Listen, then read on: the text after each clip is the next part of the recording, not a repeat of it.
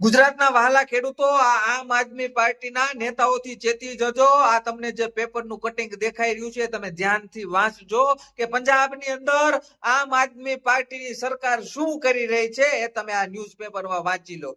આ પંજાબનો મુખ્યમંત્રી ભગવત માન અને અરવિંદ કેજરીવાલ આપણા ગુજરાતમાં આવીને ખેડૂતો માટે લડવાની વાતો કરે છે, પરંતુ જે આમ આદમી પાર્ટીની સરકાર છે પંજાબની અંદર આ ભગવત માને 2000 જેટલા ખેડૂતો સામે કાયમી ધરપકડ વોરંટ કાઢ્યું છે। આમ આદમી પાર્ટીના આ દિલ્હીના નેતાઓ, પંજાબના નેતાઓ ગુજરાતમાં આવીને કહે છે કે અમે ખેડૂતોના સંતાન છીએ, પરંતુ જ્યાં તે પોતાની આમ આદમી પાર્ટીની સરકાર છે એ પંજાબના ખેડૂતોને જેલમાં નાખી દીધા છે।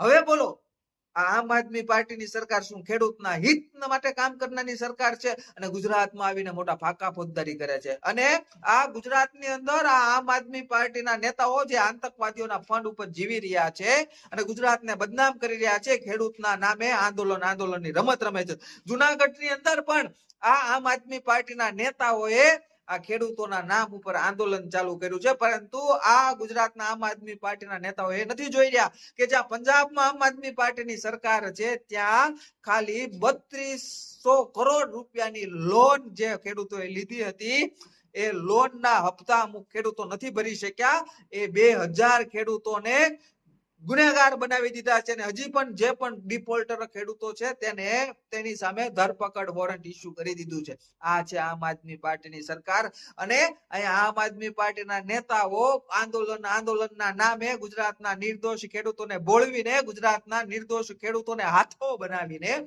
આ લોકો પોતાના રાજકીય રોટલા શેકવામાં વ્યસ્ત છે અને જ્યાં આમ આદમી પાર્ટીની સરકાર છે ત્યાં ખેડૂતોને પાયમાલ કરી દીધા છે, ખેડૂતોને ગુનેગાર બનાવી દીધા છે, ખેડૂતોને જેલમાં ધકેલી દીધા છે કોઈ પણ કારણ વગર। આ છે આમ આદમી પાર્ટીના નેતાઓની કથની અને કરણીમાં ફરક। આ આમ આદમી પાર્ટીના નેતાઓ ગુજરાતની અંદર ખેડૂતોના ખંભે મત માંગવા નીકળ્યા છે અને આ આમ આદમી પાર્ટીની જે સરકાર છે પંજાબની અંદર કે ખેડૂતોના હાથમાં હથકડી પહેરાવી રહ્યા છે। આ છે આમ આદમી પાર્ટીના નેતાઓની સચ્ચાઈ, આ છે આમ આદમી પાર્ટીની સરકારની સચ્ચાઈ। આ આમ આદમી પાર્ટીના નેતાઓએ તો શરમ કરવી જોઈએ કે ગુજરાતમાં આવીને અને આ ગુજરાતના આમ આદમી પાર્ટીના નેતાઓ અહીંયા ખેડૂતોની આંખમાં ધૂળ નાખી રહ્યા છે અને પંજાબમાં જે આમ આદમી પાર્ટીની સરકાર છે ત્યાંની આમ આદમી પાર્ટીની સરકાર ખેડૂતોનું લોહી વહાઈ રહી છે।